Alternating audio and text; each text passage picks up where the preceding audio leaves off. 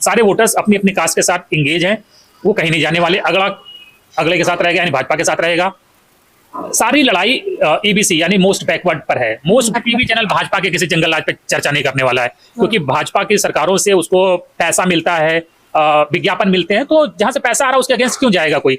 उसके साथ हंसी मजाक कर रहे हैं, जिससे कड़े सवाल पूछे जाने चाहिए थे कि तुम इतने दुर्दांत अपराधी हो, चुनाव लड़ रहे हो, कितनी हत्याएं करी तुमने, तुम पे इस तरह के आरोप लगे हैं, तो वो सब चर्चा नहीं हो रही है। उसके साथ हंसी ठिठोली हो रही है। अब मोदी जी कह रहे हैं कि हमको वोट दो, पलायन रोक देंगे। तो भैया क्या कहते हैं कि 2025 का इंतजार कर रहे थे कि प्रॉमिस 2025 में करेंगे, 2011 से क्या कर रहे हो, कौन सा हवन कर रहे हो। क्राइम की खबरों से भरे पड़े हैं अखबार, लेकिन अभी चुनाव चल रहा है तो अभी क्या, वो कभी भी नहीं रिपोर्टिंग होती। हाँ, इंतजार कर रहे हैं कि तेजस्वी यादव आ जाए, जैसे वो 17-18 महीने की सरकार थी। तो देखो कैसे। नमस्कार, मैं ज्योति यादव और आप देख रहे हैं हिंद समाचार। बिहार चुनाव में गृह मंत्री अमित शाह आते हैं और सीधे तौर पर 2005 से पहले की जंगल राज की बात करते हैं। लालू प्रसाद यादव का नाम लेते हैं और बताते हैं कि उस दौर में जंगल राज था। लेकिन इसी बीच में एक खबर आ जाती है जहां पर दिन दहाड़े दुलार सिंह यादव की हत्या कर दी जाती है। जी हाँ, जिसके बाद सनसनी मच जाती है कि बिहार के जंगल राज की तो शुरुआत शायद 20 सालों में हुई है। हालांकि बिहार चुनाव पर भी चर्चा करेंगे, बिहार के जंगल राज पर भी चर्चा करेंगे। जनता का समीकरण, प्रत्याशी का समीकरण तो दिखा रहे हैं, लेकिन इस बीच में सबसे सटीक समीकरण भी बताएंगे और इस खबर के बारे में चर्चा करेंगे। पत्रकार अनिल यादव किसी परिचय के मोहताज नहीं है। आप तमाम लोग सोशल मीडिया पर इन्हें देखते हैं, इनकी खबरें भी देखते हैं और एक्स पे बेहद वायरल भी रहते हैं। मैं खुद इन्हें फॉलो करती हूँ। तो सर, सबसे पहले स्वागत है आपका हमारे चैनल। धन्यवाद, बहुत बहुत। कैसे देख रहे हैं, जंगल राज की चर्चा कर ही रहे थे गृह मंत्री अमित शाह और बता रहे थे कि राबड़ी और लालू यादव का जंगल राज था, कि उसी बीच में खबर आ जाती है, दिन दहाड़े हत्या कर दी जाती है। ये कौन सी नई बात है। ये तो एनसीआरबी का डाटा कहता है कि बिहार क्राइम में बहुत ऊपर है। ये अलग बात है कि बीजेपी पोषित जो मीडिया है उन खबरों को दिखाता नहीं, उनकी रिपोर्ट नहीं करता है। अब जिस तरह से कल दुलार चंद यादव की हत्या हुई है और जिसका नाम आ रहा है, उसके साथ मीम बनाए जा रहे हैं, हंस हंस के उसके इंटरव्यूज किए जा रहे हैं, क्योंकि वो मीम मटेरियल नहीं, वो दुर्दांत अपराधी है।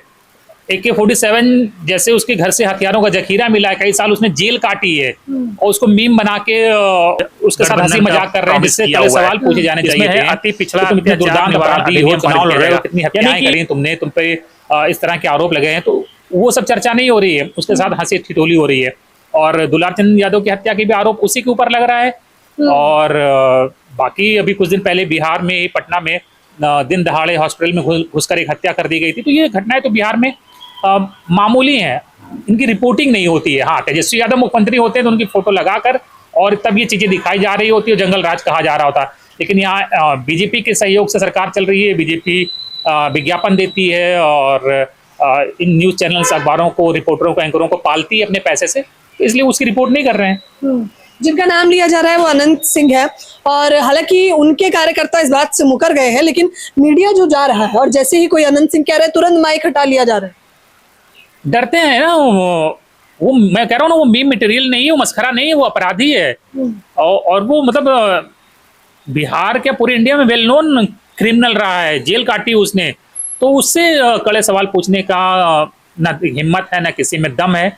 तो वहां जाते हैं, तमाम रिपोर्टर भी उसी की तरह मस्खरी वाले सवाल पूछते हैं और मस्खरी वाले जवाब देता है वो। तो बिहार में तो जगह जगह क्राइम हो रहा है। आप अखबार उठा लो, आप देखो क्या कहते हैं, क्राइम की खबरों से भरे पड़े हैं अखबार। लेकिन अभी चुनाव चल रहा है तो अभी क्या, वो कभी भी नहीं रिपोर्टिंग होती। हाँ, इंतजार कर रहे हैं कि तेजस्वी यादव आ जाए, जैसे वो 17-18 महीने की सरकार थी। तो देखो कैसे जंगल राज लगा लगा के उनकी फोटो, मुख्यमंत्री नीतीश कुमार हुआ करते थे, लेकिन फोटो तेजस्वी की लगाते थे क्योंकि डिप्टी सीएम थे और क्राइम की खबरों को रिपोर्ट करते थे। गृह मंत्री अमित शाह का आना और ये बताना कि राबड़ी और लालू प्रसाद यादव का जंगल राज तो याद ही होगा, वो जंगल राज नहीं चाहिए तो एनडीए को वोट करिए। देखिए, जहां दलित पिछड़ा का सरकार होती है वो जंगल राज होता है। खुद बीजेपी का मुख्यमंत्री है मध्य प्रदेश में मोहन यादव, उसने सिर्फ पिछड़ों के लिए 27% आरक्षण की बात कर दी तो चित्रा त्रिपाठी, तमाम तमाशा और आज तक एबीपी सब जंगल राज चलाने लगे मोहन यादव की फोटो लगा के। उसकी गलती सिर्फ ये थी कि वो रिजर्वेशन की बात कर रहा था कि पिछड़ों को भी 27% रिजर्वेशन मिलना चाहिए, जो कि बीजेपी की सरकार, बीजेपी का मुख्यमंत्री, लेकिन उसके खिलाफ सारा मीडिया चैनल होगा। तो जहां दलित पिछड़ा होगा वहां ये जंगल राज की घोषणा कर देंगे। उत्तर प्रदेश में आप देखो, एनसीआरबी के डाटा देख लो, क्राइम में कहाँ है। रोज इतनी बड़ी बड़ी घटनाएं हो रही हैं। अभी लखनऊ में एक लड़की से छेड़छाड़ हो गई, 4 दिन तक वो वीडियो बना के रोती रही, उसकी FIR नहीं हुई। बनारस में एक नाबालिग लड़की के साथ, बच्ची के साथ FIR रेप हो गया। इन घटनाओं की कहीं रिपोर्टिंग ही नहीं होती, क्योंकि जहां पर भी बीजेपी की सरकार होगी और उसमें कोई अगड़ा मुख्यमंत्री होगा तो वो राम राज्य होता है। जहां दलित पिछड़ा आया, मायावती आई, अखिलेश यादव आए, लालू यादव, मुलायम, तेजस्वी यादव आएंगे, तब जंगल राज होगा। अपने काम को बताने की जगह पुराने गड़े मुर्दे उखाड़ना, इसको कैसे देखते हैं बतौर पत्रकार? तो है ही क्या, वो 2014 से लगभग 11-12 साल से केंद्र में सरकार है, 20 साल से नीतीश कुमार यहाँ सरकार है, उसके बावजूद वो लालू का और राबड़ी का राज को बदनाम करके या उसके नाम पे वोट मांग रहे हैं। 10, 11 या 20 सालों में क्या किया उन्होंने, उसके नाम पर वोट नहीं मांग रहे हैं। बीजेपी 100 साल भी अगर सरकार में रहेगी तो वो अपने काम पर वोट नहीं मांगेगी, वो बताएगी कि नेहरू ने ये किया था, इंदिरा ने वो किया था, उसके नाम पे हमको वोट दो, हमने क्या किया है उसके नाम पर वोट मांगने की हिम्मत नहीं है। तो यहाँ भी वही कर रहे हैं। 20 अभी भी पलायन बिहार में सबसे बड़ी समस्या है, गरीबी सबसे बड़ी समस्या है, बेरोजगारी सबसे बड़ी समस्या है, उसकी कोई चर्चा नहीं है। बस लालू और राबड़ी का राज याद करा के वोट मांग रहे हैं और अपना क्या किया है उसके लिए नहीं बता रहे कि हम क्या किया है, क्या करेंगे। अब मोदी जी कह रहे हैं कि हमको वोट दो, पलायन रोक देंगे। तो भैया क्या कहते हैं कि आप 2025 का इंतजार कर रहे थे कि ये प्रॉमिस 2025 में करेंगे, 2011 से क्या कर रहे हो, कौन सा हवन कर रहे हो? तो अब यही है। महिलाओं को आगे बढ़ाने के लिए जो 10-10 हजार रुपए दिया, उसका बखान तो हुआ ही था। तमाम टीवी चैनल तो बता रहे थे कि अब महिलाएं यहाँ पर रोजगार पा चुकी हैं।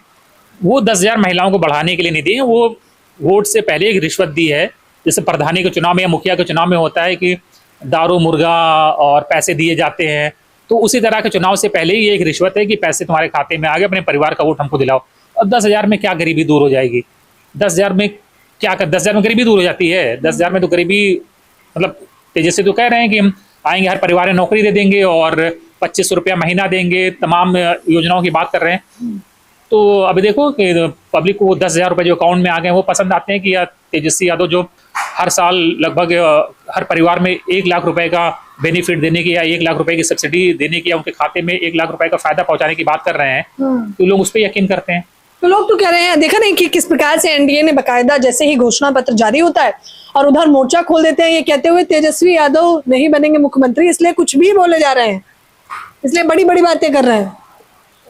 अब देखिए, अब दोनों एक दूसरे के राइवल है, तो राइवल तो एक दूसरे पर आरोप लगाता है कि वो नहीं बनेंगे। तेजस्वी यादव भी कह रहे हैं कि चाचा नहीं बनेंगे, पलटू चाचा नहीं बनेंगे, कुर्सी कुमार नहीं बनेंगे, या भाजपा उनको नहीं बनाएगी, बीमार है, ज्यादा सीट भाजपा की आ गई तो भाजपा अपना मुख्यमंत्री बनाएगी। तो उसी तरह से भाजपा वाले भी कह रहे हैं कि तो पूरे चुनाव में चलेगा। लेकिन इस बार मुझे लगता है कि बहुत आसान नहीं दोनों पार्टियों के लिए, मुकाबला बहुत कड़ा है और वोटर अभी भी यहाँ बहुत मुखर नहीं है, शांत है, खुल के नहीं आ रहा है वोटर। लेकिन समीकरण इस बार आरजेडी पिछली बार चूक गई थी, उनका अलायंस उतना अच्छा नहीं था, सिर्फ कांग्रेस के साथ अलायंस था। लेकिन इस बार जिस तरह से उनके साथ आईपी गुप्ता का ताती तत्व समाज है, मुकेश सहनी का मल्लाह समाज है, तो इस बार लग रहा है कि समीकरण दोनों तरफ बराबर है और आसान किसी के लिए रहने वाला नहीं, बहुत टफ है इस बार बिहार में। बताइए, पीएम मोदी का वो जो डुप्लीकेट छठ था, उसकी जब चर्चा नेता प्रतिपक्ष राहुल गांधी बिहार आकर करते हैं तो तमाम लोग कह रहे हैं कि छठ मैया का अपमान करके चले गए यहाँ आके। तो बताए ना, अपने पीएम मोदी का अपमान, छठ मैया का अपमान, ये समझ नहीं आ रहा है। मोदी जी भारत है, मोदी जी नॉन बायोलॉजिकल हैं, वो तो भगवान है, तो उनका अपमान भगवान का अपमान हो ही गया। और जिस तरह का इन लोगों ने नाटक किया था यमुना के किनारे, वो मतलब हाँ, तो देखिए मतलब एक नकली पॉन्ड बना दिया और उसमें पूरी तैयारी थी और पेड मीडिया से कहवा भी दिया कि यही यमुना घाट है, लेकिन वो तो सोशल मीडिया वालों ने रेल बना दी, बैंड बजा दिया कि मोदी जी खिसिया गए इसलिए नहीं आ पाए, नहीं तो वहां आते हैं और छठ के लिए आह्वान भी करते हैं। और अभी देखिए ये अति पिछड़ा न्याय संकल्प भी, हालांकि मैं बता दूं कि इस पे मैंने खबर भी बनाई थी कि किस प्रकार से अति पिछड़ा न्याय संकल्प ये गठबंधन का प्रॉमिस किया हुआ है। इसमें है अति पिछड़ा अत्याचार निवारण अधिनियम पारित किया जाएगा, यानी कि अब तक आप देखते थे SC ST समाज को ही कानून से एक शील्ड मिली हुई थी, कवच मिला हुआ था कि जाति सूचक जो शब्द इस्तेमाल करेगा उसके खिलाफ FIR हो जाएगी। लेकिन अब ये अति पिछड़ा समाज के साथ भी होगा कि जो मोस्ट बैकवर्ड है उनके खिलाफ भी अगर आप जाति सूचक शब्द इस्तेमाल करते हो तो आपके खिलाफ उसी तरह से कार्रवाई होगी जैसे SC ST एक्ट में होती थी। तो बिहार में ये है अभी भी कि जो अति पिछड़ी जातियां हैं उनको भी जाति सूचक गालियां दी जाती हैं, तो ये बहुत बड़ा कदम है ये। हाँ, और तौर पर 10 बिंदु थे और तमाम बिंदुओं की तो चर्चाएं हुई भी। अति पिछड़ा न्याय संकल्प जो लेकर आए हैं, एक चीज और इसमें उल्लेख करना चाहूंगा कि सरकारी ठेके जो 25 करोड़ तक के सरकारी ठेके हैं उसमें SC ST और अति पिछड़ों और पिछड़ी जात के लिए यानी दलित पिछड़ों के लिए 50% का आरक्षण किया जाएगा। देखिए क्या है, बिहार में पूरा बिहार में बाहुबल अभी भी चलता है। बाहुबल किसके पास है? अगड़ों के पास है। तो जितने भी सरकारी ठेके पट्टे होते हैं उनके पास पैसा है, बाहुबल है, उनके पास जुगाड़ है, उनके पास नेटवर्क है, वो सब हासिल कर लेते हैं। लेकिन ठेकों में जो सरकारी ठेके हैं 25 करोड़ रुपए तक के बड़े ठेके हैं, 25 करोड़ का ठेका छोटा नहीं होता है, उसमें दलित पिछड़ों को 50% आरक्षण दिया जाएगा। तो ये बड़ा गेम चेंजर है ये। अच्छा, मैं आखिरी सवाल आपसे लेना चाहूंगी कि जिस प्रकार से ये जंगल राज की तस्वीर देखने को मिली है, क्या इस पर कोई चर्चा टीवी चैनल में नहीं होगी? क्योंकि आप तो खुद रहे हैं, आपने लंबे समय तक काम किया है। मैंने टीवी चैनल भाजपा के किसी जंगल राज पे चर्चा नहीं करने वाला है, क्योंकि भाजपा की सरकारों से उसको पैसा मिलता है, विज्ञापन मिलते हैं, तो जहां से पैसा आ रहा है उसके अगेंस्ट क्यों जाएगा कोई? तो वो तो भाजपा का जंगल राज याद नहीं दिलाएंगे, वो 1990 की बात करेंगे। अच्छा, जंगल राज है क्या एक्चुअली? जंगल राज यही है कि पहले जिनसे तुम अपने खेतों में बेगार कराते थे, बिना पैसे के मजदूरी कराते थे, जिनकी घर में घुस के उनकी बहन बेटियों के साथ इजीली रेप कर लेते थे और वो कोई प्रतिकार नहीं करते थे, थाने नहीं जा पाते थे। थाने जाते थे तो रास्ते में उनको लाठी से पीट के वापस लौटा देते थे, मार देते थे, जैसे गुलाब चंद यादव की हत्या हो गई या दुलार चंद यादव की।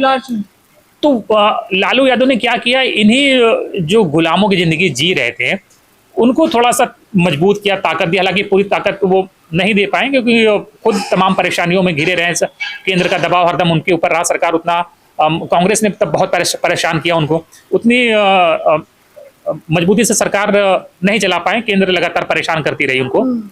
लेकिन फिर भी काफी हद तक उन्होंने लोगों को जगाया और उनको कुछ हक अधिकार दिए, सरकारी नौकरियों में भागीदारी दी, पुलिस में भर्ती कराया दलित पिछड़ों को, और तमाम जॉब्स में किया, शिक्षा के उनके लिए प्रबंध किए, नई नई यूनिवर्सिटीज खोली। तो ये लोग अब फॉरवर्ड्स यानी अगड़ों के खेतों में बेगार नहीं करते हैं, ये दिल्ली मुंबई कलकत्ता चले जाते हैं, वहां जाके नौकरी कर लेते हैं, लेकिन गांव में नहीं खटते हैं। तो फ्री के मजदूर नहीं मिल रहे हैं, उनकी बहन बेटियों के साथ रेप करना आसान नहीं रहा, अभी भी हो रहा है लेकिन उतना आसान नहीं रहा। तो जाहिर बात है कि जब आपके नौकर छीन लिए, आपके गुलाम छीन लिए, तो वो आप तो जिसने छीन लिया उसको गाली दोगे ही ना। तो इसलिए लालू के शासन को जंगल राज बोलते हैं। अच्छा, आपका समीकरण क्या कहता है? आप जितना जा रहे हैं, मिल रहे हैं, बातचीत कर रहे हैं, आपके हिसाब से बिहार में काबा? बिहार में जाति के अलावा कुछ नहीं है। सारे वोटर्स अपनी अपनी कास्ट के साथ इंगेज हैं, वो कहीं नहीं जाने वाले। अगले के साथ रहेगा यानी भाजपा के साथ रहेगा।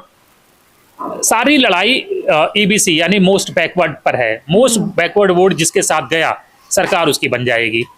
तो अब इसीलिए RJD हो या इंडिया गठबंधन हो या NDA हो, ये मोस्ट बैकवर्ड पर सारा फोकस कर रहे हैं, क्योंकि यही बहुत ज़्यादा किसी के साथ एंगेज नहीं है।